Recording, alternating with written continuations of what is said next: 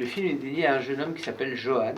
Et en fait, Johan, dans l'histoire de ces associations, c'est un jeune homme qui est décédé il y a 2 ans dans les bras de Stéphane, pendant qu'ils étaient d'ailleurs en séjour d'été.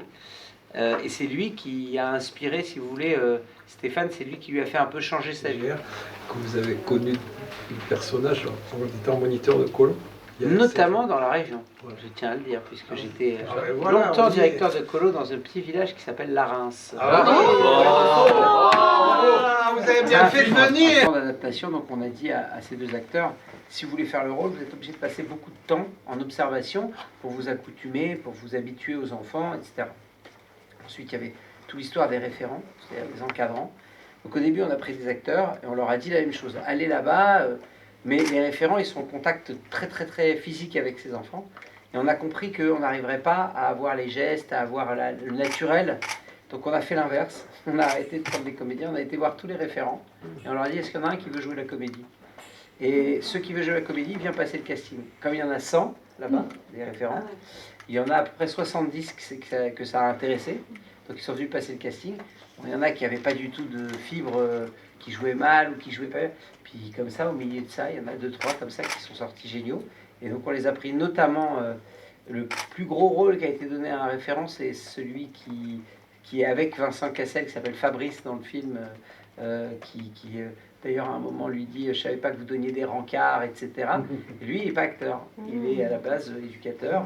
Donc on a mélangé, et c'était plus pratique aussi, parce que comme il y avait beaucoup d'enfants sur le plateau autiste, il y avait leurs référents avec eux, et du coup, ça évitait,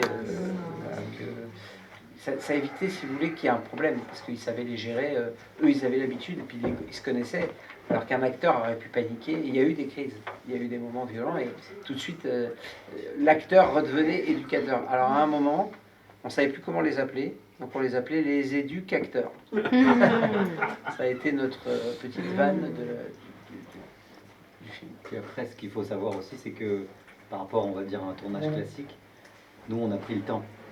On a pris le temps d'impliquer les techniciens, d'impliquer les acteurs pour aller au contact chez ces associations-là, pour essayer de se rencontrer, en fait. Et ainsi s'est fait une relation de confiance avec les jeunes ados, avec les jeunes adultes autistes. Parce que sinon, on ne pouvait pas débarquer comme ça, parce qu'on a tourné dans les vrais décors. Donc on ne pouvait pas débouler comme ça. Une équipe de tournage, c'est impressionnant. C'est quelque chose qui nous a toujours touchés, quelque chose qui nous a toujours bouleversés. Et ça nous a posé beaucoup de questions. Pourquoi ces mômes-là, des quartiers difficiles, s'occupent de mômes les plus vulnérables de notre société? Pourquoi ces associations existent? Et c'est comme un îlot d'humanité. S'ajoute à ça que ce sont 2 personnes qui ont la foi. Ça aussi, ça nous a questionnés. Et donc, on savait qu'un jour ou l'autre, on avait envie de s'y attaquer. Et il y avait tous les ingrédients qu'on a disséminés de film en film, ils se retrouvent un peu concentrés dans celui-là. C'est un peu notre ADN pur. Et donc c'était, ça nous brûlait de faire ce film-là, parce que ça nous bouleverse et parce qu'on avait envie de mettre la lumière sur ce travail qui est complètement admirable et colossal. On a juste voulu mettre en lumière le travail admirable et colossal de 2 hommes et de leurs équipes au service d'enfants et d'adolescents et de jeunes adultes les plus vulnérables dans notre société, et les mettre en lumière. Parce que pendant que nous, on vit et que tout le monde vit sa vie, il y a ces gens-là qui font ce métier-là. Et donc, c'est quelque chose qui nous a bouleversés, touchés. Et ça fait longtemps qu'on avait envie de faire un film sur toutes ces problématiques-là. Et il y en a beaucoup. 90% des jeunes acteurs sont éducateurs. Et 90% des jeunes qui jouent dans ce film sont des jeunes en situation d'autisme. C'est un film qui parle d'inclusion. Donc pour nous, il était impensable d'aller pas travailler avec eux. Donc on a mis du temps pour les inclure dans ce projet-là et jouer avec nous. Et grâce à une association incroyable qui s'appelle Turbulence, qui est aux portes de Paris, qui est un ESAT, donc un établissement de service d'aide par le travail, et qui embauche, qui salarie des jeunes en situation d'autisme, mais qui ont des aptitudes artistiques.